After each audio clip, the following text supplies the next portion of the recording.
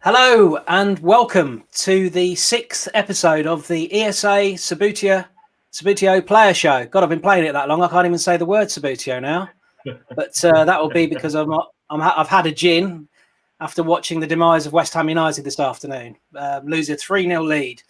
But today, I'm really excited to welcome two very special guests. We have two guests from Cebutio World. Alan Crampton, who is a very well-renowned solo Subbuteo player, who has recently featured on the Table Football Monthly programme with his World Cup final, which I'm going to show you a clip of that shortly. And big Aston Villa supporter Alan is, so somebody that loves the game of Subbuteo and is very much a collector, and he's also a stadium builder as well. So welcome, Alan. And we also are joined. Thank you very much for inviting me. That's all right. And we're joined by Jason, with Jason Christopher of Argo Table Soccer, a massive Cheltenham FC supporter. So much so, just like Alan, who's was building a Villa Park stadium. Jason's built a Cheltenham Town stadium. I can't remember what what's the name of the ground at Cheltenham. I call it Wadden Road, like everybody else does, but it's actually the Johnny Rock Stadium nowadays. Johnny Rock Stadium. Yeah. Well, and obviously, Jason will talk about your history in the game as well, because I've known you for, it must be 40 years, just short of 40 years, which is remarkable as well. But welcome, guys. Welcome to the show, and hopefully we'll have some fun tonight talking about your love of the game of Subbuteo. So just to start off with, just going into sort of the first sort of open question for you, really. How did you first get into Subbuteo, and how old were you? And what gives you the buzz about the game today? So it's more than one question, but there you go. I'll give that to Alan to start off with. Okay. Well, I was a lucky guy. It was way back in 1971. So I would have been 8 at the time. And my first Christmas present under the tree was the World Cup edition. It was one of the famous Subbuteo mix and match. I got the new floodlight white pylons and the old red fencing, the old red fence around. Remember it so well, fighting the suction of the lid to try and get the lid off to see what lay underneath. And there you go. You got 2 layers with 3 teams, and goes what else in it. And I mean, when you open that, you just fall in love with it straight away, don't you? Yeah.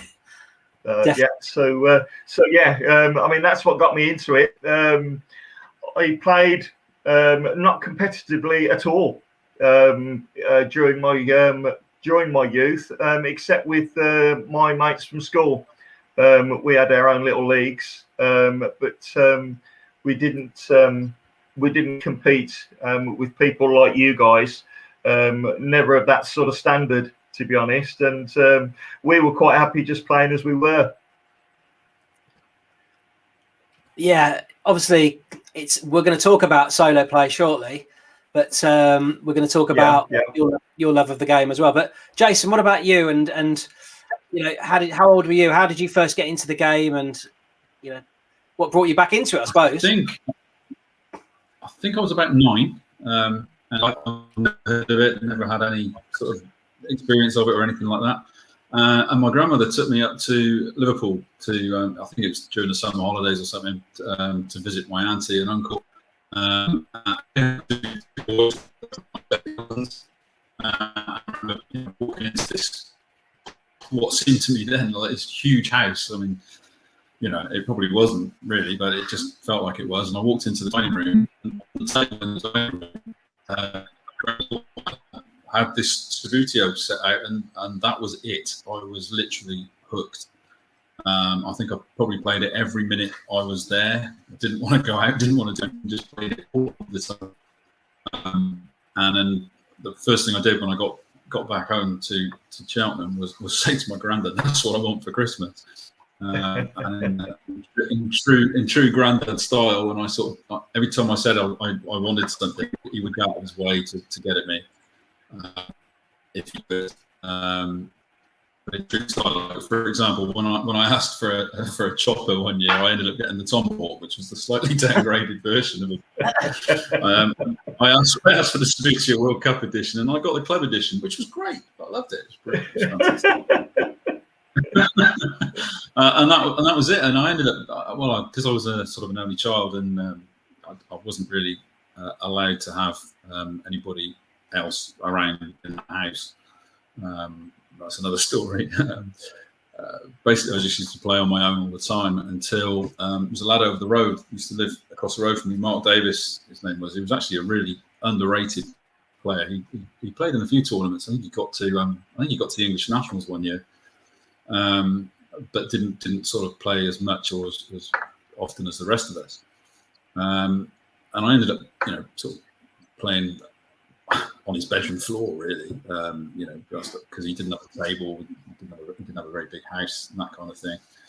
And then shortly after that, he said to me, "Have you heard that John Ursel is starting a league?" And I was like, "Well, I didn't really know John then," and we ended up just basically forming a league. I think it was either 4 or 6 of us. I can't remember how many there were when we started. There was John and his brother Steve, myself and Mark, and I think possibly Dave and Alan Hollard, I think. And we set this league up at the Readings, and that was where it all began, really. Yeah. Never looked back. Gave it up in the early 80s, mid-80s, I think, I gave it up. Had a little bit of a brief comeback sort of towards the end of the late 80s, but that didn't last very long. And then just drifted away from the game. And then lockdown happened, and I did this thing, built a stadium, and then suddenly realised that the whole world was playing Cebutio. So it just went. Yeah, we've actually got a little bit of history in terms of how we met, Jason, because we were talking about this earlier. But I used to play in the village league when I first started. Cebutio got my first set, and it was in Balsall Common, a place called Balsall Common, which you know well, and little village. And we had a league with all our schoolmates, and there must have been about, 15 of us, and we were doing transfers between each other. I remember I'm sure I bought Kevin Keegan for about 50p or something. It was just a fortune at the time. All this sort of stuff was going on. And then one of my friends, a guy called Simon Davis, many people know Simon in the game, he said to me, he's received this notification in the post of an event in Cheltenham. Memory says correctly, the Reading seems to ring a bell with me somewhere, but I'm not sure if that was the venue. But Simon went to the event. So he went to the first Subbuteo event before me, and he came back and he said to me that, oh my God, he said that after the second game, he realised that all the players were like using polish. And I and then they were like sliding their players, and I'd never played anything like it. So lo and behold, we started using polish at home, Mr. Sheen with a duster. And the interesting thing for me, then that's when we really got quite good at the game in the village. And then our sort of club in the village, Balsall Common Club, got quite good, and we got quite strong. We started challenging other clubs around the country. But that was the starting point. Cheltenham was the starting point.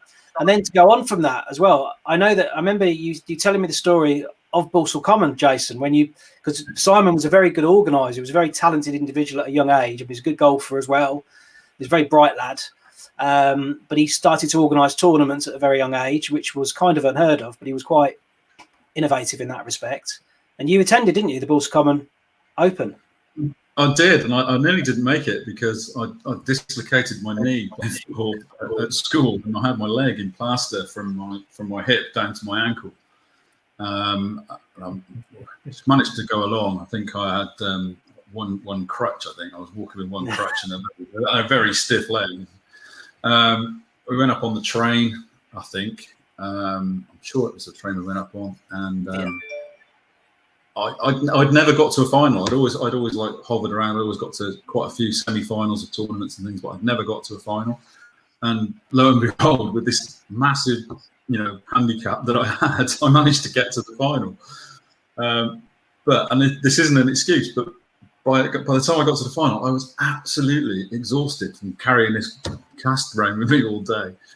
And the final, I just got obliterated in the final by Pete Matthews. Peter Matthews, the younger brother of David. And David, obviously, being the player that starred for England in the Subbuteo World Cup in 1990 in Rome on the Channel 4 programme. So, big history there. But David was always a fearsome player. Peter was very, very talented as well, wasn't he? I mean, both very good players in the 80s. Anyway, that was just a bit of history there.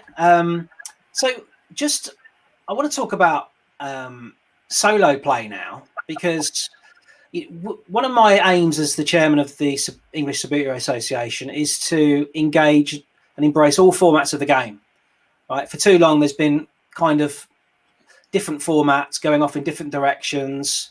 And the reality is, we've all got a history of being collectors. Most of us that have played Subbuteo have a history of being collectors. Some of us have taken it on more seriously than others. Some of us love building stadiums. Some of us love just watching the game. Some of us like, I think, just playing this solo play as well. And some people prefer old Cebutio to the new, faster Fistef type Cebutio. There's lots of different variations, but the reality is we all love football. I think the majority of people love football. Plastic men around a pitch. And so we all have a lot in common, really. And I think that it's only probably pedantic people that would suggest that perhaps there should be a divide or something like that. I don't think so. I think we should be all as one. I think we all love the game. But this solo play fascinates me. I'm going to hopefully share a video shortly about this. But how does it? What makes it so enjoyable for you, Alan? Because obviously you've become a little bit of a YouTube star with it recently. Yes, for my sins. I just happened to put it up on YouTube, my opening game of the World Cup, and it went absolutely balmy. So I thought, I'll put on another one, and then another one, and then another, and then ended up every match. I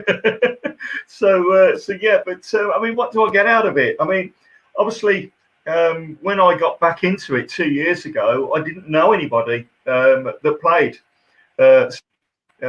My mates from a long time ago, I'm still in touch with my best mate, who I played daily with as a child, but he moved up to Leeds for a while, and I stopped playing. Then obviously you start growing up and other things get in the way. You get married, you have kids, but then I got back into it back in February 2019. I didn't know anybody locally that I could play with. I didn't know any clubs. As far as I'm still aware, Wolverhampton is still the nearest one to me. Although hopefully I might be changing that myself soon. So, but I've been talking to Alan Lee about things in that direction. But over the lockdown, I've discovered a few guys in Brackley who have come back into the game. One of them is featured on my website at the moment. I've been chatting to him, and we're planning on getting together once the lockdown's gone. But that's how my solo play started, really, because I got nobody else to play with. I remember back as a child, I'd had a few flicks around. I was waiting for my mate to arrive home, so realised that you could do it. I've tweaked a few rules and things to make it good for me, and it went from there basically.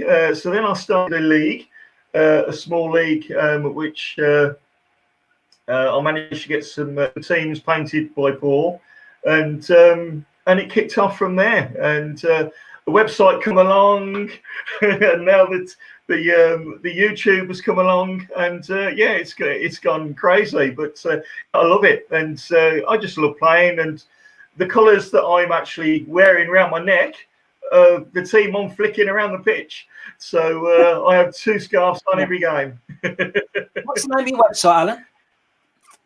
Sorry? Just for the website? Yes. Yes, it's SubbuteoPassion.com. SubbuteoPassion.com, yeah. I was never sure whether it's .co.uk.com, so I just let you do that. But yeah, that's .com, what I'm going to do. I'm going to play a little video now, a little clip of you in action, do it with the solo players. Hopefully this will work. There's no doubt Felix, that's a nice touch. To Ronaldo, he should be offside, but an Australian player on the goal line. How close was that? A ricochet off the defender onto the post. The Australian manager is apoplectic. Moutinho, he scored! 3 for Portugal. Moutinho has scored. The Australian manager is arguing with his defenders. The offside line was appalling. The referee has got him back to the dugout. But let's take nothing away from that shot from Moutinho. 2 minutes from time, the World Cup. Great, what a great clip. I mean, I've sat through the video, and it is. I mean, Keith Littler's commentary is absolutely awesome. You know, he's done brilliant, hasn't he? I mean, I have to put my hands up. I mean, you've all watched that over and over again. Well, I know I have, but I played appallingly. That's probably the worst game of Subbuteo I've played for a long time. And it's only thanks to the fact that Keith was filming it and then put a wonderful production together that made it entertaining for you guys. Because had it been a final play here in this room, like all the others were, then it wouldn't have had those production skills or the commentary to make it a decent viewing. I loved every minute of it. It was fantastic. Great experience. Living the dream. I think Keith even shared with me the other week, actually. He said that it's, but we know this anyway from tournaments, that it's one of the hardest games to film live, because if you ever watch people playing, it's like your body gets in the way. So you've almost got to have an overhead side, 2 cameras on 2 sides as well, and switch very quickly. It's so fast, it's quite difficult to do that. What he did do, Keith was brilliant. He'd never done it before. He used 3 camera setup.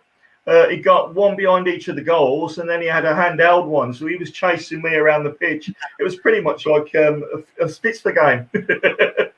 But it was quite funny. But yeah, we managed to not bump into one another most of the time. I think we had one accident in the corner, which he was able to cut. But I tripped over a wire. I mean, we had a great time, and I mean, he was a fantastic host, and he put together a great show for us, for everybody to watch. So it ended the tournament in a great way. Yeah, and if people are want to know about the video, it's Portugal versus Australia World Cup final Cebutio on YouTube. If you search for that, you'll find it. Hosted by Table Football Monthly. So hopefully it'll make great viewing for some of you. Jason, you're and I don't really know what your involvement's been with solo play, whether you've ever entertained it or not. Yeah, I'd do it. Mainly for me, it's more about training, really, because I had no intention of coming back and playing at all, not even solo in the garage or whatever. I just wanted to build a stadium when I started getting back into it. And it was it was really Alan Lee. Alan Lee, I've got to thank him for that, because he just kept saying to me, "You really got to start playing again, get back into it," and all this kind of. I was like, "No, I'm too old for that." No, but no, he persuaded me, and then basically he helped form and set up Solent Cebutio Club, which is now just changed its name to Cebutio and Table Football Club. And basically, in order to sort of keep up with the guys, because the other guys that play there, they can play together, they can practice together all the time and stuff like that. In order to stay competitive, I use solo play just to keep my hand in, really, more than anything else. There are 2 leagues that I'm in. We've got Peter Marshall's league, which is a real fun thing to be in, really. And then there's Andrew Fake's ISSL, which is a little bit more serious. But again, equally enjoyable. And they're both really well organised. Peter puts an awful lot into it. I know Andrew does as well. I mean, the fixtures that Andrew has to deal with every Saturday night, it would do my head in, to be honest. But it's great. It's great to be involved with, and it's a good way of doing it. But the great thing about solo play is it takes you back to the days when you were a kid, when you used to use your imagination and you used to just totally, forget about the world and just for however long you played it, that's all that was there. That's all that existed. You didn't think about what was going on in the world or anything like that. And I'm sure we all did it. We all used to commentate on our own games. Oh God, I used to do Hugh Johns and Barry Davis. Yeah, and Keith Littler's commentary on Alan's just reminded me of what I probably sounded like. Used to drive everybody mad. But some of these can be more competitive than others in solo play. But I think it's important to say that if you're doing your own solo league, it's your rules. What you do in your house has nothing to do with anybody else. Yeah. It's however you want to do it. Yeah. I personally try and stick to the rules because I'm doing it as a training exercise. The only slight deviation I do on it is when I have to lean across the table because I've got the stadium. I remove one side of the stadium in order to do it. When I lean across, that's the only time I do illegal flicks because I can't get right round, if you know what I mean. But of course. I've given myself this little rule that I have to be within 4 inches of the touchline in order to do it. Otherwise, it's a foul. Yeah. The interesting thing with both of you building your stadiums, with yours, Jason, I saw your stadium obviously when Cheltenham went 1-0 up against Man City. It seemed to generate a lot of interest in Cheltenham FC, obviously, and then your stadium came up in the press, and it was like, wow, that looks amazing. And how much time did it take you to do that and build that? Before I talk about Alan's. I started during the first lockdown, very early on in the first lockdown.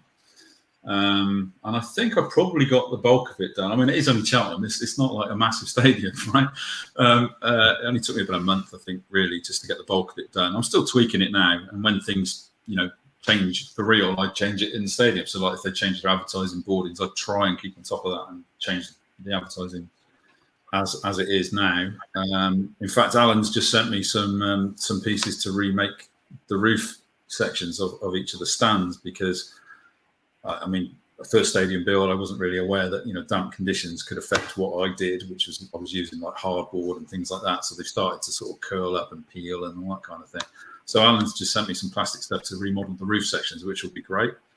I've just bought some custom bits from, am I allowed to say where I got them from? Yeah. So mini soccer builds. He made me 2 bespoke what we call diving platforms, which serve absolutely no purpose at all, but they're on the roof, and it was bugging me that I hadn't been able to make these things go on the roof. So I just asked him if he could do it, and he did it, which is great. So once I get the roof sections on, I'll get those finished. It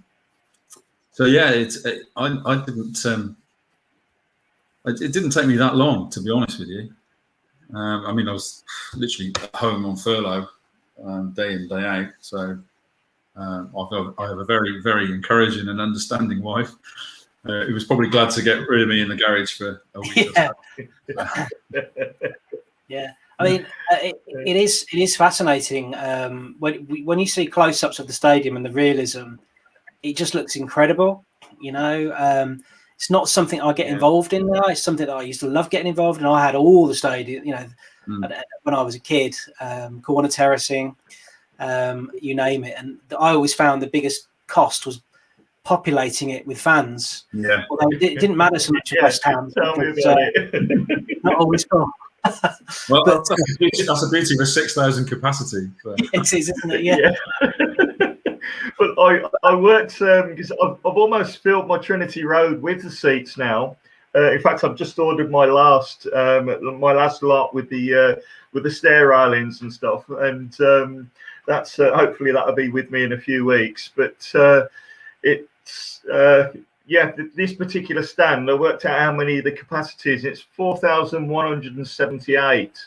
That's just the Trinity Road. I've got 3 other stands to fill yet. And I haven't done the whole 10 yet. Yeah.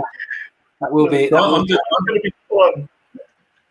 In the one stadium, I'm doing something quite quick. So the side that I remove in order to allow me to play the game.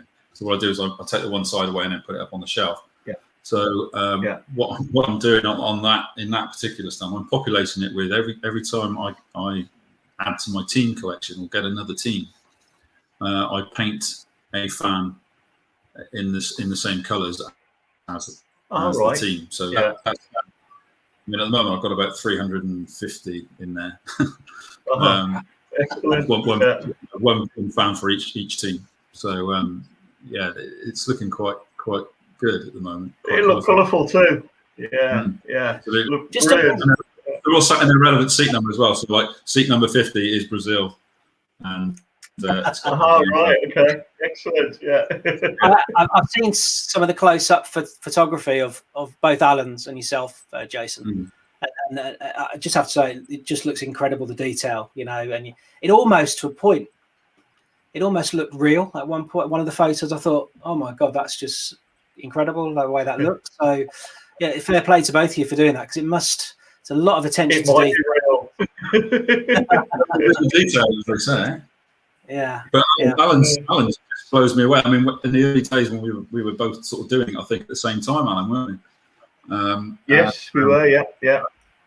And we didn't know each other then either, and we would put in small videos on the Subbuteo Stadium page on how we were doing it, and I was just blown away by Alan's. You know, I mean, absolutely. Incredible. Yeah, I mean, same can be said as well for yours. Yeah, I mean, yours looks so like the real thing, though, doesn't it? You know, I mean, I think there's a lot of Cebutio stadiums out there now, you know, that do look real. You know, and I mean, in the past, there hasn't been the ability, really, all the funding, all the accessories to make them as real as they are now.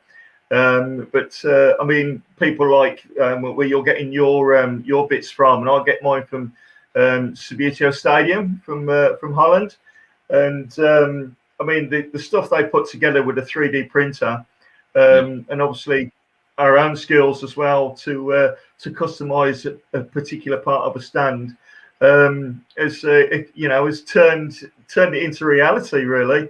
Mine was never intended to be this big.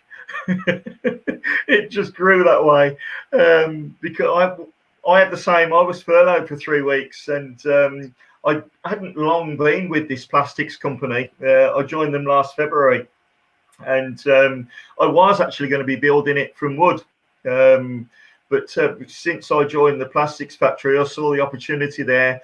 Asked if I could take anything away, and they said, any offcuts that are going in the bin, take away with you whatever you want. And so basically, it's that's what it's made from now. Bits from work which I wouldn't have had I not joined the company. So I felt lucky there. Yeah, I made mine out of rubbish and stuff lying around. That's right. Yeah. It's amazing. You both mentioned earlier about clubs. I just want to share this with you now. So the ESA, we are looking to grow clubs. Alan Lee's working really tirelessly at the moment. God bless him. Yeah. To really grow the game. I can tell you there's quite a few players that are in Milton Keynes, Alan. So that's just down the road from you. But I think the ESA are looking to introduce 5 new clubs this year.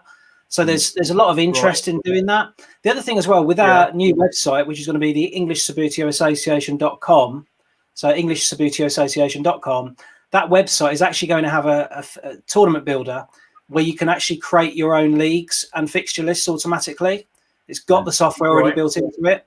So we'll be offering that to everybody that's registered within the site. We're still on an over paid membership at the moment with it, whether we should charge or not, because it's software and maybe we should charge to help the association. But the reality is it's going to be helpful to organisers of clubs to have their fixtures, and they'll be able to publish their live results on the website as well. So that will be quite cool. You know, so if you're playing on a week, you can actually have your results published live, which would be quite good as well. But it'll be open to everyone, you know, which is brilliant. A good feature. And you'll have groups and knockouts. You'll have round robin leagues. You can have divisions as well, and you can have what's known as a Swiss system. You may have come across that, where it's based on people playing the best performer in each subsequent round. But it's all mod con, so it's going to be really exciting to launch that next month for everyone. So it'll be open to everybody in Cebutio, by the way. All right. Just want to talk now about Cebutio bases. So, I mean, I've tried every Subbuteo base, I think, known to man.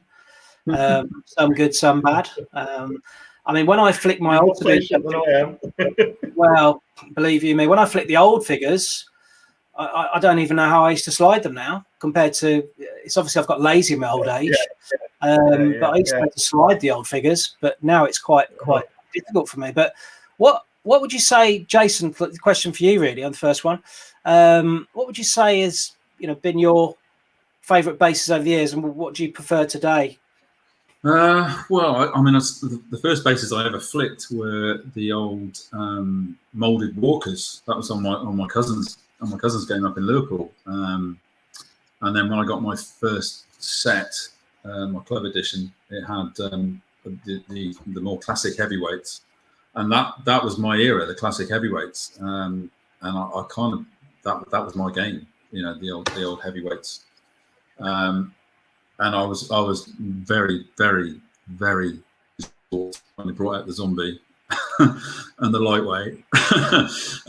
But like you say, we tried them all. But for me, I always kept going back to the heavyweight, the classic heavyweight. On returning to the game more recently, in the last sort of 18 months or so, again, I'm going to go back to the heavyweight. But you soon learn that in the modern game, you can't compete, really. I mean, I resisted it. I resisted it a lot, and Alan Lee kept saying to me, "You're gonna switch. You're gonna switch." I'm like, "No, I'm not." "Yes, you are." "No," and I'll switch. So I got into the flatter bases for the modern game. I still play the old style, and with the old style, I go back to the heavyweights because I do like to spin and curl. Yeah, and then trying to sort of find the right base that suited me for the modern game. I've tried the snakes. Alan has been trying to encourage me to use the snakes a lot, but I keep going back to the Zuego Profi base because they just remind me sort of the feel and the weight of the classic heavyweights, and I can occasionally curl them as well. I also tried the Spitfire bases from Santiago, and they're surprisingly really good at the slide. Probably a little bit lightweight for me, but I found they were really good to play with. I've had quite a few fairly decent results with those, in fact, in the league at Solent. But yeah, I keep going back to the Zuego sort of classic heavyweight figures on the Profi basis because you can get the slide, you can get the curl, and you can get the chip, obviously, as well. Interesting, yeah. So, Alan, what about yourself? Much to Alan's disgruntlement that I keep going back to Zuego. He hates it. No, on the contrary. To be honest, I've not watched a great deal of the modern stuff on YouTube or anything. I know there's a great deal out there, but I have got one or two teams with flat bases. One of those is a Zuego, actually, but I don't play them. I don't like to mix and match bases. So obviously, when I've been playing my league, I've been using Topspin. He sponsors my league, Paul Lloyd. So I get my teams from Paul to play my games. So that's pretty much what I've been buying to play with. But I've actually had some heavyweights out this afternoon after we had our chat earlier, and the actual sound of them and the way that you can control them with your spin and everything. I mean, for me, it's still the old heavyweight. But I'm not dismissing the new game. I do want to be able to indulge in it and to be able to play it. The skills are different. They're not any easier. But it's like anything else. You need to practice to master whatever you've got. But I mean, for me, in terms of bases, the heavyweights for me are, but pretty much because I haven't used much else, to be fair, right now. So, but that's changing. Interesting you said about the sound, Alan. Yeah, I was talking to Mark Parker, Santiago, about this. because I had a few people, because the figures that I paint for people, that I use Santiago figures mainly for that. And I had a few people come back to me saying that they didn't like the sound that they make and all that kind of stuff. And he was explaining to me that the plastic is different now. So back in the old plastic they used to use I think they used to use coal in the production of it. Yeah. I mean, and they don't do that now. So the sound is quite different. But people just got to accept it. It is what it is. The game it is what it is. Yeah. They're like 40, 50 years old. They're totally different. As are we all. My earrings changed in that time, anyways. But yeah, I mean, Top Spin and Santiago, heavyweight replicas, if you like. I think they're the nearest you can get, aren't they, to the real thing? Yeah, absolutely. Yeah, really good, really good. I'm going to just for the audience, I'm going to share with you a clip now of the new figures. So these figures are what's called extreme works. They're Italian basis. The pitch I'm using is Italian as well, Extreme Works pitch. But it will just give you a demo of what you can do with the new figures. So it's more for Alan, really. So hopefully this will work. Challenge. I'm going to show 3 trick shots. A long spin, a long slide, and a shot on the run. Enjoy. There's your spin. Wow. There's the long slide. This is one of the hardest shots in Cebutio. It's the shot on the run. Nothing is impossible. The very word impossible contains the word possible. Enjoy.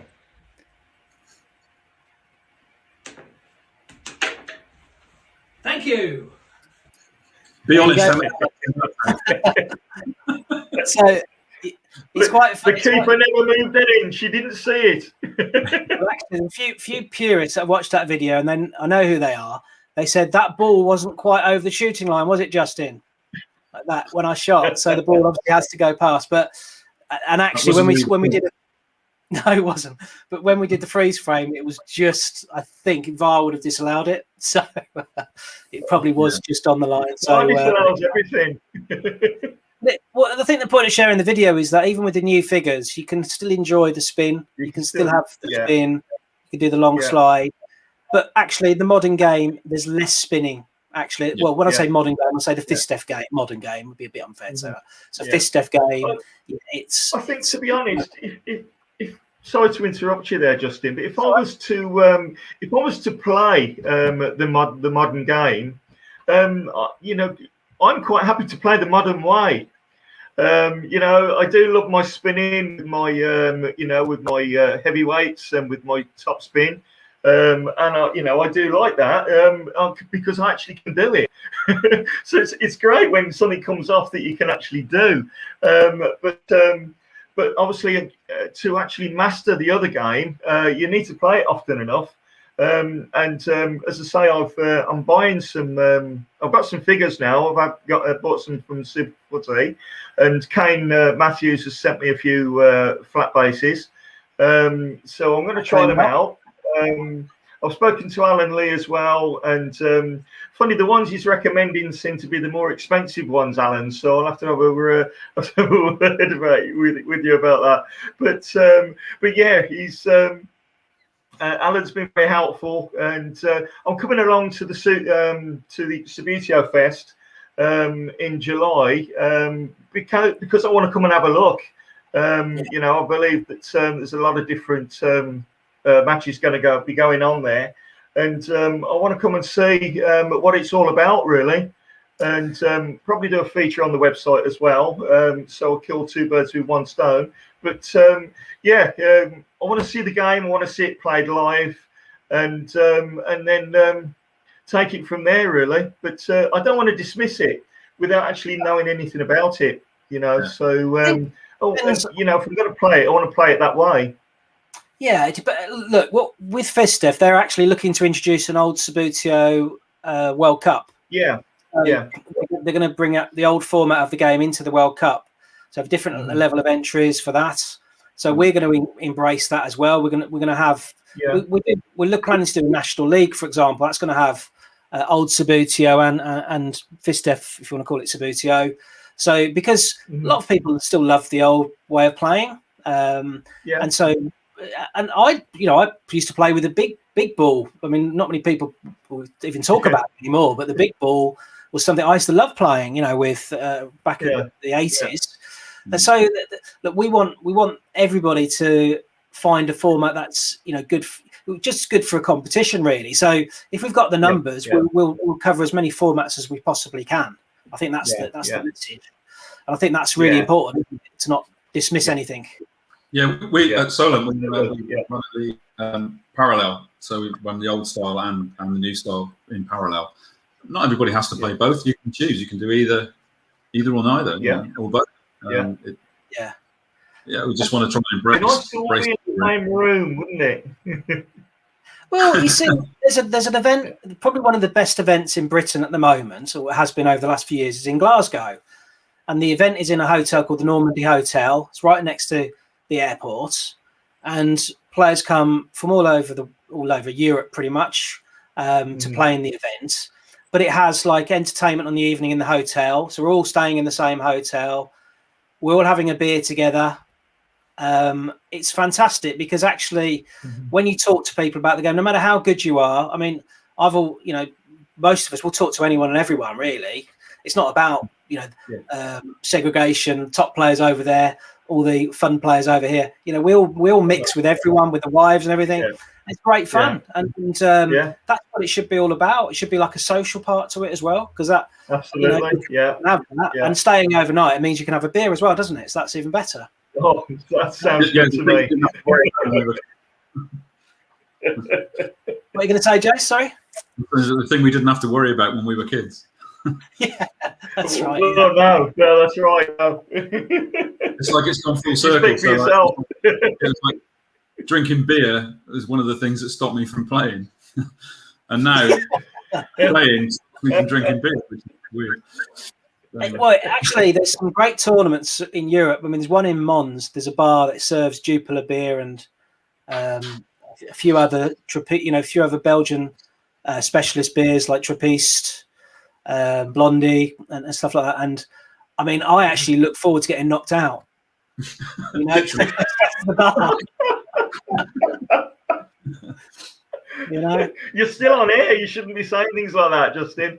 Well, because it's great. The facilities are great, and that makes it all part of the fun, though. And that's one of the great things about if you do travel, having that overnight stay, and then having sort of a few beers and a meal out with the players and stuff. It's really, really great. Excellent. Talking about pitches as well. What pitches have you been using recently? What's your favourite sort of surface?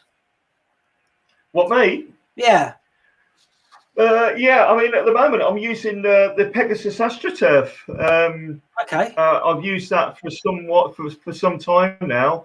It's an old one because I didn't want to get another one as yet. I'm probably going to get something new, and I don't know which way to go, but it's going to be on my Villa Park pitch anyway. This was never meant to be what I'm playing with to start with. It wasn't going to be my playing pitch. But I do love playing at Villa Park, I have to say. So I now copied Jason's idea, and two of the stands, the north stand from behind one goal and the Doug Ellis, will be going up on shelving. So I haven't decided what pitches to do. Yes, so thank you for that idea, Jason. So you're the culprit for that one. But having been able to get this room and have the room to be able to do that, then that's the plan. But I also like to play, because of the heavyweights. I like to play on an old cloth pitch. Yeah. And I've still got one underneath the one that the AstroTurf that I've got on at the moment. I've also got a Subbuteo AstroTurf, which I play on now and again. And I have to say as well, Alan Littler's muddy pitch And I basically I've stuffed something new. Yeah, I mean it's you're not ever going to play in it on tournament play, anything like that. But the heavyweight's grip on it so well, and it's too slow for modern play. The ball doesn't run away from you. The players don't run away from you. I think even a really good polished one probably wouldn't slide so well on it either. It's just too grippy. But I think for heavyweight play, for solo play, it's a great pitch to play on. So, but yeah, I do like the Pegasus AstroTurf, which is what I play most of my stuff on at the moment. You can tend to buy that from SubbuteoWorld.com, if I remember that pitch. Yes, you can indeed. Yes, yeah. There's I should be having a look at his more modern pitches, basically for the look of them for Villa Park. I mean, to keep reality, I can't really put a muddy pitch against the Trinity Road as it is now. It wouldn't look real. So it's got to be a nice carpet finish. So it'd be the actual look of the pitch that would be my decision for Villa Park. But I've got other plans out in the back garden for playing. Yeah. And Jason, your favourite? Well, my favourite, I suppose, all time has to be the classic bays, because that's what I started with. When I built the stadium, I hunted around for the old type of base pitch that you can get that doesn't actually say Cebutio around it, because I didn't want that, because it hasn't got that in one row. Not that I'm OCD about these things, but anyway. Oh, you are. We all are. So anyway, that's what I went with to start with. But because of the need for practicing and also what we play at Solent Club as well, I actually went and put an Astro pitch on it, and I hated the Astro pitch when it came out when I was a kid. I bought one, or rather, I had one bought for me. I don't know. I bought it, and I could never get the thing to go flat. It just because it came in a roll, it was always like that. I hated it. Absolutely hated it. And then when we used to play on the circuit at the tournaments, they used to use the Subbuteo tables with the nylon pitch, which used to do my head in as well, because if you had a tiny little bit of plastic on any of the players or the bases, it would go so far and it would catch nylon. Awful. It's absolutely drive me mad. Nylon mentioned. Awful. Oh yes, worst thing they ever did to me, I think. Yeah. So I bought off Jerry at Haverhill. They were upgrading their pitches for their club to extreme pitches. So I bought one of their old Astro pitches and he sent it up, and it's now in the stadium. All I've got to do now is figure out how to get the letters that say Subbuteo and Astro pitch off it. Bit of green paint. The thing that annoys me more about it than anything else, it's not the fact that it's an Astro pitch or the fact that it's super fast or playable or whatever. It annoys me the fact that it's the wrong shade of green for the actual pitch. But there you go. Yeah, that's true. No, that's OCD. I've actually, funny enough, I mean, I've been blessed to have played with many pitches. There's so many that I enjoy playing. Astro Base, Extreme Works, which is what I've got now, the old cloth cotton pitch. Astro pitch, I've had problems with Astro pitch myself, actually, because it's just impossible to get flat if it crumples. There must be a trick to doing that. I'm sure there is, but there is. And I think I've mastered it, because I've actually got it flat on the stadium, which I'm quite proud of. I had one that was just crumpled to death, so I just gave up on it in the end. But I've ordered this pitch, actually, a bespoke pitch from a guy in South Africa, Gary Downs, and he's I don't know if you've seen him or come across him. He's manufacturing these bespoke pitches and different colours as well. Yeah. So what I've done, I've organised. So it's a blue pitch. Okay. So sky blue. Then you've got the West Ham older logo in the centre of the pitch, inside the centre circle. There's a bit of sort of American football thing going on here, with a few flags going around the edges of the pitch. It looks absolutely amazing. He texted me the other day and he said, "Your pitch is in Dubai now." So because I'd imagine it flew from Emirates from South Africa, Joburg, or wherever it would have been, to Dubai across, but it's on its way. I'm hoping to get that put onto a special West Ham table, which Gareth Christie, who I'm just speaking to him about him organising that Flick for Kicks. So you've probably seen him. He builds bespoke tables. So hopefully I'll get it all organised soon. But it looks amazing. But Steve Bennett is a player in Scotland. He lives in Dundee. He told me that the Gary Downs pitch are quite fast. So you need to brush them to slow them down a little bit. But I'll wait and see on that, because a lot of it can be down to the board as well and what you've got underneath the surface. Yeah. So we'll have to see. Yeah. But looking forward to trialing it. Yeah, lots of great pictures. Yeah, absolutely. Yeah, but let me know how you get on with that because I've been speaking to Gary about possibly supplying the one from my Villa Park. So it'd be interesting to see how it plays. So, I saw some samples, saw some pictures of his work, and I thought, I actually like the look of them. So spoke to him then. So I'm quite interested in knowing how they play, to be fair. So that's great. But, going off tangent a little bit, Billy Bonds at West Ham, when they opened his stand, was it last year or the year before? Yeah. I remember seeing it on Match of the Day at your new stadium, at the Olympic Stadium. There was a large banner, wasn't there, that went round the actual part of that stand for Billy Bonds.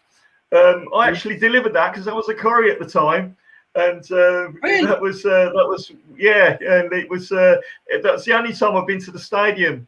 So I got pretty much a bit of a stadium tour when I delivered it, to be fair. So going off tangent a little bit, but I just wanted to get that in. I mean, I'd imagine it was quite a big banner because that stadium goes back 400-metre track round. Yeah.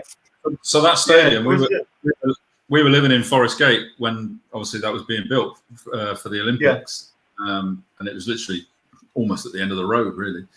And then they had a warm-up event before the Olympics, which was like a fun run type thing.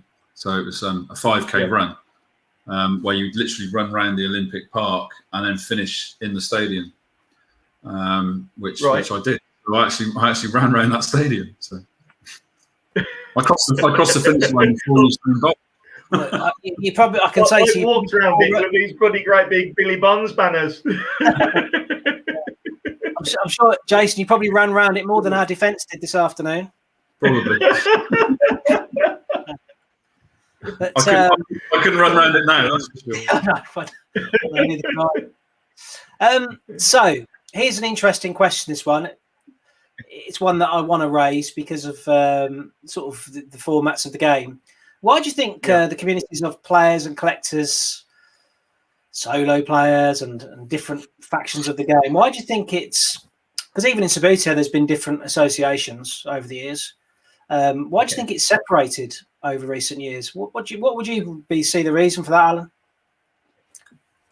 Well, it could be a matter of things, but I mean, I can only speak for myself, really, and I don't really want to upset anybody. I'm going to say, but I mean, we've all got our own feelings about things, and we're all brought up different ways. But I'd like to embrace them all. At the end of the day, we're flicking plastic men around, tiny little plastic figures around, and getting fun from it in whichever format that we play, or whether we just collect, or whether we just watch. It's about respect, isn't it? It's from my point of view, and accepting other people's opinions. I mean, nobody's right and wrong here. If you like your heavyweights, you like your heavyweights. If you like the modern game, you like the modern game. It doesn't mean to say we can't be together, in the same room. I think the majority of people actually think like that. It's the quieter breed that keep their opinions to themselves, and just respect from a distance. I don't know. It's there's just some people out there that can't accept other ways of doing things. And you know, it's a pity, and you know, we just need to all get our heads together and you know, embrace each other's different ways of playing. I mean, I get it. I get messages all the time about you can't do that in your solo rules. You can't do this. Why are you doing it that way, etc., etc. It's not hurting you. It's my solo league. I appreciate if I go out and play competitively, I have to play the same rules as everybody else, and you know, so you have to engage that way. But you know, I'm playing my solo game. I know I make sure I'm very impartial. You may have seen my head in my hands when England lost to Portugal in the semi-final. But you know, I was absolutely gutted. But there's no way I'm going to miss a shot when Ronaldo's taking it for the simple thing that they're playing England. Yeah, and you know, it's all about just respecting other people's way of doing things, I think, isn't it? And you know, and embracing it. You know, why not? It's quite funny. A lot of players have been telling me, but yeah, a lot of players have been telling me over the recent weeks, since we started to really promote the fact we want to engage with everyone, that you know, most top players started off as collectors. Funny enough, I was a collector when I started off. Doesn't mean so. You know, I've got every respect for the collector side of the game. I think one of the biggest turn-offs I've seen over the years with the competitive side of it is that because it's so competitive, you almost get like this you can be up against a failed footballer syndrome, an angry person who loves to, you know, very competitive, and it's a bit of a turn-off. Some people just want to play for fun, and I think that's where you get that divide, because you get people that come to a tournament, they get beat heavily, and it's not a nice experience, and we've got to change that, because we've got to allow people to have some fun and enjoy the experience. And if they want to play competitively, that's one thing, but that's why we've got to have different categories when we have tournaments, so we can have everybody enjoying the day together. You know, I mean, I get that, you know, and I haven't played competitively, and one of the reasons is because, you know, I don't consider myself to be a decent enough player. But if I know I'm going to be going along and playing people at the you know, the same ability level, you know, I'd be competitive, but I do it for fun. You know, there's no point in doing anything if you're not enjoying it. You know, and you know, when I get knocked out in the first round, I can go and have a beer. I think there's a lot of things really, and there's a lot of factors involved. You could say, first thing you could say is human nature always gets in the way. The age demographic, for a start. I mean, a lot of people, I mean, you know, we're not getting any younger, are we, guys? Sometimes people think, oh, they just want to play it, or can't play it for whatever reason, so they collect. I think you get people that sort of, because of the exclusivity of it, if you like, and the availability of the product, obviously, as time goes on, the original stuff gets harder to get hold of, so therefore the price goes up as well. Original stuff's becoming rarer due to, you know, some collectors that just squirrel stuff away that it never sees the light of day in a league or a tournament or anything like that. You know, I think it's just about sort of trying to embrace the whole thing, really. I mean, I think there's plenty of room in the game for all of us. You know, and it's sort of one of those things that there is in every walk of life, in everything that you do. There's always somebody that's going to say, oh, you don't want to do it like that. You want to do it like this. And you know, Subbuteo is what it is. At the end of the day, the bottom line is, it's a toy. We're all grown men playing a kid's game. At the end of the day, and that's the bottom line. But we all enjoy it for what it is. You know, absolutely, and it's fairly unique. It's fairly unique in terms of the sort of, you know, some of the games that you used to get when you were a kid. I mean, you know, we all had our striker games. We all had our, you know, Evil Knievels or whatever we had. But Cebuto's got that sort of, it's got that longevity, and it kind of never goes away, really. I mean, I know you've got a divide now between Cebutio as a product and Subbuteo with the history, and then there's a divide with table football. But it's like when somebody says, "Oh, go and get the vacuum cleaner," you instantly think Hoover, don't you? But it's not a Hoover. That's a product name, right? It's the same thing. As far as I'm concerned, it's the same thing. Somebody says, "Oh, go and get the Hoover." Great I'm not analogy. looking at what brand it is. It's still going to suck the things up off the floor, right? Unless it's a Henry, in which case it won't. I suppose. Yeah. Sorry, Jason. Go on, carry on. But I was just going to say, you know, it is what it is. You know, it's table football, and you know, everybody just, I think, should just embrace it. And you know, the only way that it's going to carry on and continue is if everybody accepts everybody doing it for what it is, really. Yeah. Yeah, and I think if you look at other sports, there's been problems with other sports anyway. So we're not the only, if you want to call it a sport, a game. You know, there's for example, darts, BDO, PDC. We've got rugby league, rugby union. You know, there's been these divides for whatever reason. Even boxing, and there's only 2 people involved. Yeah, boxing's a classic example. Yeah, actually. So, but I think that because it's just human nature. Yeah. Human nature. Yeah. Yeah, I just think that because we're so small in the public domain, we need to bring it together within the public domain to generate that interest. Whether that's collecting, whether it's solo play, whether it's big ball, whether it's old Cebutio, Fistef, Wasper, we need to bring it all together so that when we have like events, we combine all of the enthusiasts together in one event, because that's going to make a great spectacle for everyone. Well, I think it's fair to say that if you look at other sports as well, where there's been like, you know, more than one or lots of different governing bodies, it weakens the sport, I feel, anyway. Yes. And you know, there's a danger. I'd agree with that. Yeah. Too many governing bodies could ruin everything, really. And I think, you know, the product Subbuteo either needs to become officially historic and a thing of the past that we all embrace as a thing of the past, or you know, whoever's manufacturing it, and we won't say who's currently manufacturing it, but whoever's doing it really need to embrace those people that are still, you know, churning out the product, if you like. They need to speak to those people rather than trying to fudge their way through coming out with a new product which nobody likes because it's rubbish at the end of the day. It's not going to appeal to the youngsters because it hasn't got that look and feel and that kind of thing that we had when we were kids. And they just seem to be totally oblivious to those people that are making products, you know, in little cottage industries going on and stuff like that. They should be talking to these people and saying, what do we need to do to get it right? Or forget it, Subbuteo is a historic thing and we'll just go with table football. That's what I think, personally. Yeah, I think that's an absolutely valid point, actually. It's funny how you talk about the new Subbuteo, really, in many ways.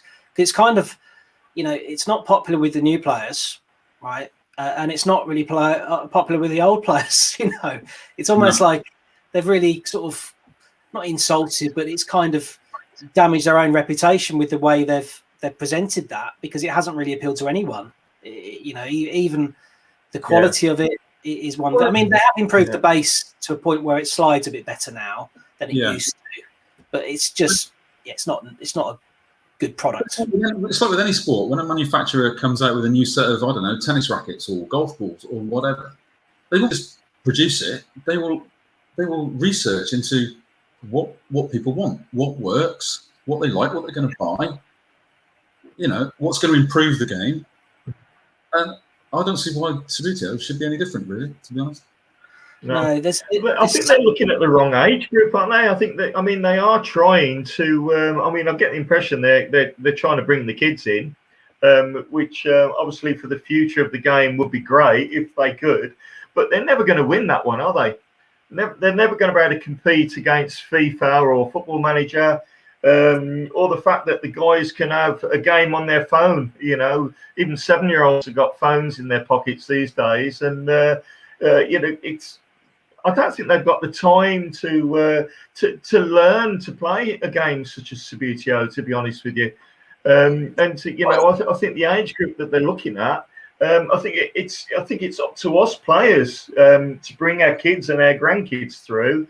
And you know, I don't think they're going to be able to do it by bringing in the product that they're bringing in. It's just not a market. I think these days that that they're going to be able to encourage the kids to buy. I still think there is a market for the younger generation, but I think they need to get it right. Yeah, I do. Not something that it was when we were kids, but I do think there is a market there for the younger generation, but they just got to get it right. And they haven't got it right at the moment. That's what I feel about it. I mean, I tried to get my son playing it. He's 19 now, and he watched me set it up in the dining room a few years back, and he's like, "What the hell is that?" So I explained to him, basically all the history behind it and everything else, and he took one look at one of the players, and he said to me, "Well, it's not realistic, is it?" And that what was it, a zombie? End of the conversation. That was the end of the conversation. He wasn't interested. Love him to death. He wasn't interested. He would quite happily just go up and sit on his Xbox. We were talking about on the Xbox, but it's not Subbuteo at the end of the day. We were talking about FIFA the other day. An interesting, funny thing that happened to me the other day. I was playing FIFA online. I do play. I've managed to get to Division 1 now. I was in Division 3 a few weeks ago. Division 1 on FIFA is actually remarkable for a 50-year-old bloke, believe you me, right? Yeah. And I've never played it. Playing this kid, and my controller ran out of battery. Right, so actually he scored right against me. I was England, he was Chelsea, and he scored against me. And I was like, I don't believe that's never happened to me in Cebutio. My battery's never run out, So the spectacular part of FIFA is wonderful and that's why it appeals to so many kids today, because it's accessible.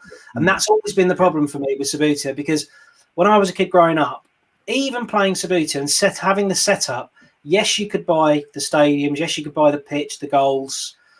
Wasn't the best quality plastic, metal goals will always be better. But the one thing that really kind of griped me a little bit was, where can I buy a table from? I just want to buy a table so I can put my pitch on a table.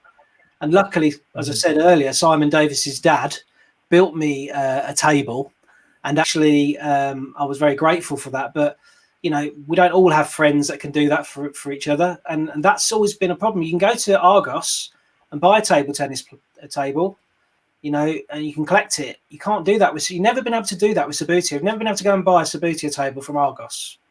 I mean, I've got to say, if it hadn't been for mum and dad giving up their dining room table, I would never ever have played on a table, apart from when I visited my cousins that time, the first time, because we didn't have a table that size. We didn't have the room for a start, and it just wouldn't have happened. I barely had enough room to get it fully laid out on my bedroom carpet, to be honest. But yeah, I think I was lucky enough. I think I told you earlier, guys, when we had the chat earlier this afternoon, that I had my pitch on a chipboard, which was laid on top of the dining table, and then whenever we wanted to eat at the dining table, we just took the goals off and laid a tablecloth over the pitch, and that pitch stayed there. My mum and dad were diamonds. Hey, I've got a question from the public now. So a couple of questions. So and it's actually, I think, something we spoke about earlier.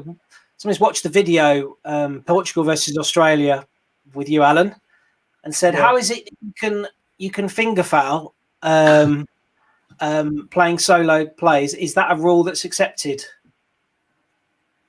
Well, like I say, solo players, it will be accepted. Some will prefer to keep it in as a rule. When you're playing solo, you play to your own rules. I've actually got my rules. I have tweaked them a bit since I've put them up, but I've got my rules on my website so that people can see them. I'll put them on there to help any new guys that were coming in and weren't quite sure how to play, and it's there basically for them to use as a reference. But as a solo player, you're at home on your own. The two teams that are playing, you're playing both of them. You're not upsetting anybody. As long as you play, for me, as long as the rules are the same for every team that I put on that pitch, then it's level playing field. And that's all I need. And basically, the biggest thing for me is to take enjoyment from it. You know, I remember watching Australian rules football once, and the first thing I heard the commentator said, the rules of Australian rules football is wrong. And you know, so you know, you make your own rules. You tweak, obviously, from the original rules. I tweak mine from the advanced. Was it 68 rules? I think something like that, and but maybe a little bit later than that. But the old, the last Peter Adolf rules. I base it loosely on that, and tweak them as I go. And then, you know, if I want to change them slightly, I changed them for the World Cup. I brought in a blocking flick because I'd never had a blocking flick in my solo play previously to that. But I brought one blocking flick before a shot is taken now, but you know, it works for me. You know, you play your solo game however you play it. Now the rules are yours. Great. That was from David Jenkinson. We've had Russell Taylor come in with what is, and here's one for you, Jace, to start off with. What is your most memorable goal of all time at Subbuteo? Blimey. I think it was quite recently, actually, believe it or not. I was playing against.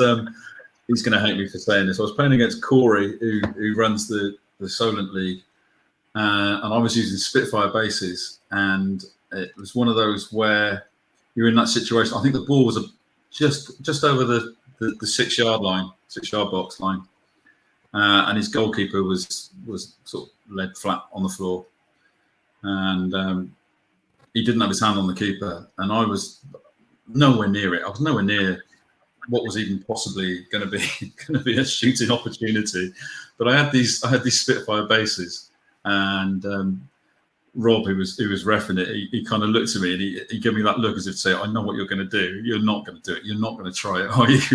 I did, and I could do it 1,000 times. It would never happen again. So basically, I curled. Corey was stood behind the goal with his hands on his hips. He didn't have his hand on the goalkeeper. I probably should have waited for him, but I personally didn't actually think I was going to make the shot, so I didn't really wait for him, to be honest. So he's there with his hands on the goalkeeper, and my Spitfire base curled all the way around. And as it got to the ball, the player kind of fell over and scooped the ball up with its head and chipped it over his goalkeeper. So it was yeah. I'll never score a better goal than that. I don't think ever. He's going to hate me for bringing it on air, but there we go. What about yourself, Alan? Oh God, it was as a child, I think.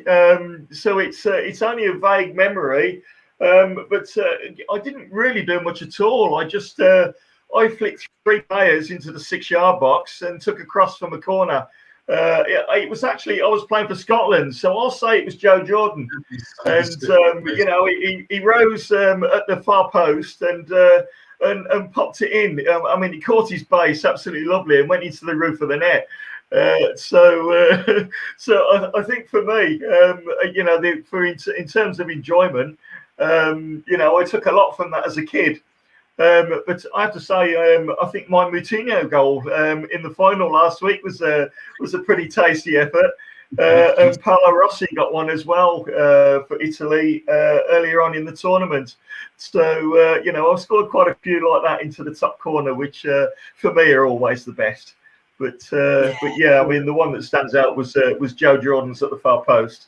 So Great. So, yeah, I mean, it's really interesting. I've had a message from Gary Downs as well saying thank you for the sport. He's saying to you both, Jason and Alan, would love to custom design a pitch for your stadium. So there you go. There's an offer. You have to get the right shade of green. Right. I'll send the tenner later, mate. Yeah. Here's I love this question as we get drawn to the end of the show. What do you think has been I've shared quite a few stories over the years, but what do you think has been the funniest moment you've had within the game of Subbuteo? any memory you can think of. I mean, you know, I'll leave it to your imagination with this one. So, Jason, you first. Well, it's going back quite a while back. I mean, it kind of wasn't funny at the time, but looking back on it, it was hilarious. So I was. It's my only fools and horses moment in Cebutio, I have to say. So I was playing at my friend Mark's house. He used to have a layout on his bedroom floor, and he was heavily into Leeds, and his two favourite teams, I think, were Leeds and Brazil. And he used to get very animated with you know, when he was playing, and some of the goals he scored. You know, I think every goal he scored was either Rivellino or Peter Lorimer, to be honest. And basically, I didn't get the opportunity against him very often to be animated. And this one time I did score, and I jumped up, and when I landed, the chandelier below the bedroom ceiling came off the ceiling and hit the floor. We heard this almighty crash, and this chandelier they had in the hallway just broke into like 1,000 pieces. I think the funniest thing about it was the look on his dad's face. I mean, I was horrified at the time, obviously, and I felt really embarrassed. I don't actually think I was allowed back in their house for many a good month after that. But it was just the way his mum and dad just suddenly launched at each other over this chandelier that it just suddenly miraculously dropped from the ceiling. But it was only because I jumped on the ceiling or on the bedroom floor. The vibration to the floor, and that's probably it. Really, it's one of those you had to be there moments. But it was only fools and horses moment, definitely. Yeah. Smashing story. Great clip, that. Yeah. Not funny at the time, mate, but funny now. Gladly, I'm just glad they didn't get me to pay for it. I would have been broke probably until now. You know? Right. Alan, okay, mine.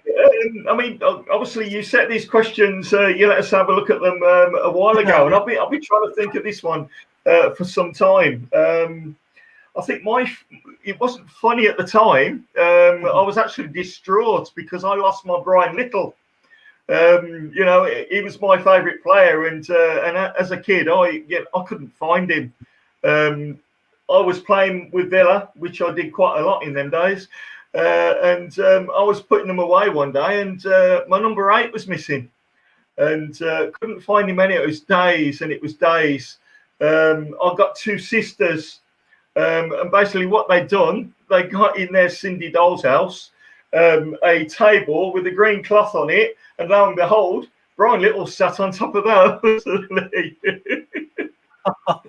So but I was very upset at the time because I thought I'd lost him for good.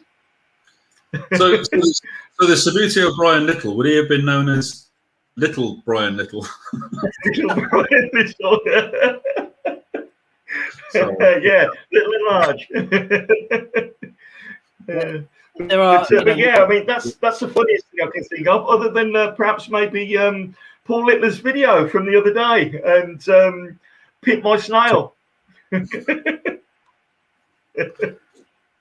Is it tripping up on the cable? Tripping up on the cable. That wasn't funny. Ronaldo was in for a shot. But yeah, no, that was quite embarrassing because the cable was actually powering one of the cameras. So I actually got quite worried about that. You know, they weren't cheap equipment. I've had a few funny goal celebrations from players that I've played against. One that springs to mind was like the replica of the Robbie Fowler incident. I was trying to think earlier who it was that I was playing against, and I cannot for the life of me remember what his name was. But I know he scored against me, and he got a straw out of his can of Coke that he had by the side of where we were playing. He got the straw out, and he was like snorting the line on the pitch. And I was like, oh. I couldn't carry on. The tears were rolling down my eyes. That is brilliant. I'll share with you a funny story that I've got from a few years ago. I don't know, it must be about 6 years ago now. I played in a tournament in Blackburn. I think it was Blackburn or somewhere in Northwest anyway. And it was good tournament, about 40 players there, and it was in a 10-pin bowling complex. And with 10-pin bowling, they have where the balls come back to you, and they go around those rings. Where there's the racks where you can choose which balls you want to take up to play. Yeah. Well, those there's like a divot in the flooring, so it's like it's just basically like a half egg shaped sort of thing that holds the balls in place. Anyway, I was called for my game, and I was a little bit late. I'd been to the toilet, and I jumped over this sort of brick wall to land, and my match was just ahead of where these divots were, and I didn't see them. I landed and broke my ankle. Right, so I then played for about 10 minutes. I was playing a guy called Colin Fletcher with a broken ankle. I was sweating, right, for England, and I was in absolute agony, and my foot just went up like a balloon as I was playing. And he said, "Are you sure you want to play?" And I was like, I was doing quite well in the tournament because it was a Swiss system. I didn't want to give up because I think it was the last but one round, but I just went through the pain barrier to play, and I just couldn't play anymore. And the ambulance came. I got stretchered out of the complex. I had the laughing gas, and I became a comedian for 15 minutes, which was quite amazing. And then I got in the ambulance, and then a good friend of mine, one of the players, this is a great story as well, Ben Staples from northeast of England, who travelled down to the tournament. My car was in Blackburn, so he actually picked me up from the hospital, drove me all the way back home. Somebody else drove his car back to northeast, Middlesbrough, wherever it would be. And he drove me all the way home back to Lichfield in my car, stayed the night at my house. We had a right laugh about it. But it's true to say I actually broke my ankle playing Subbuteo. Unbelievable. Yeah. Only you, Justin. Only you. True story, though. So, but you never broke your fingernail that was insured for a stupid amount of money, though, did you? I didn't know. Right about that.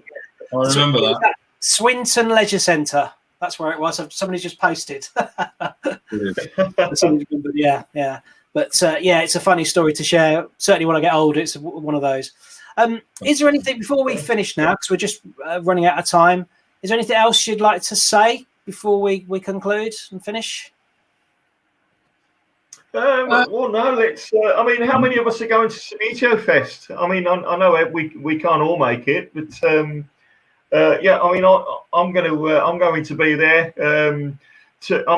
I'm not selling anything, and I'm not competing in any games. I'm coming to have a look, to meet all you guys, have a good social time over it, and put a feature on it on my website when I get back home.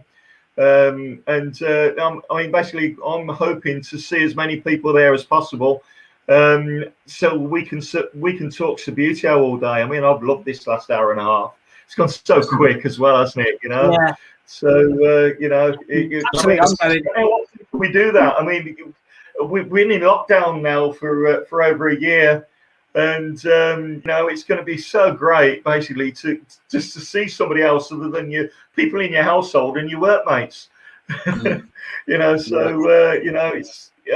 going to be such a great tournament, and I just can't wait for it to arrive. I really hope. Yeah.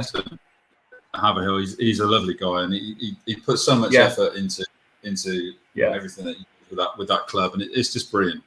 And I just hope it goes ahead. I mean, things can change on a daily basis. That's right. Yeah. But it'd be great. I've got a stall there. I'll probably end up buying more than I sell, to be fair. But yeah, it's gonna be a great day. I think I'm just sad that it's not the whole weekend. We should have a weekend. Yes, yeah. I mean, I had an event cancelled. It wasn't a tournament. It was just a collector's fair, basically, and that was arranged for Easter last year. So obviously that didn't happen. And I've got thoughts now that the next one that I do will be over a 2-day thing, and perhaps have a few tables out, etc. But I need to have a look first of all at what Alan and Jerry are putting together to get some ideas. You know, so it'll give me some time then to plan something. But I mean, it was so disappointing to have that one cancelled last year. People from South Africa and Italy coming over, you know, for a day event at the local village hall. And if Cebutio can do that, surely there's room for everyone. Absolutely. I've been told Subbuteo Fest will be a full weekend. That's just come through. So I'll be staying overnight, 100%. Fantastic. Yeah. I know it all quite well because I worked there for a while. Yeah. Accommodation then, I think. Yeah. I'll see if I can get. There's a player from that part of the world as well. A guy called. Do you know if you remember him, Jason? Graham Jones. Do you remember Graham Jones? Yeah. So I've connected with him a few months ago actually on LinkedIn. Had a good long chat with him about our memories of the 80s. So I'll try and get him to pop along. That'll be fantastic. He had a few Titanic battles, I think, if I recall, with John Ursel. He was a great player in his day. Graham was, he was tough. Yeah, tough player. Yeah, he was almost like I think he was England's #1 at one point. Yeah, I think he was. Yeah, good strong player. He used to use the lightweights as well, but hopefully we'll get him there. But honestly, I just want to say to both of you, it's been an absolute pleasure, Jason and Alan, having you on the show, and we'll definitely get you back at some point. Right. Yeah, I can't wait to see you. Hopefully at Subbuteo Fest, it'd be great to catch up then. But you know, it's been fascinating listening to your stories and your journeys within the game, and I just want to say thank you so much for being on the show tonight. All right. Yeah, it's been a pleasure. Thanks for the invite. I've loved it. Yeah, I loved it. Excellent. All right. Well, thanks, guys, and thank you everybody for watching. Thank you. Have a good evening. Good night. Take care, guys. Bye now. Bye now.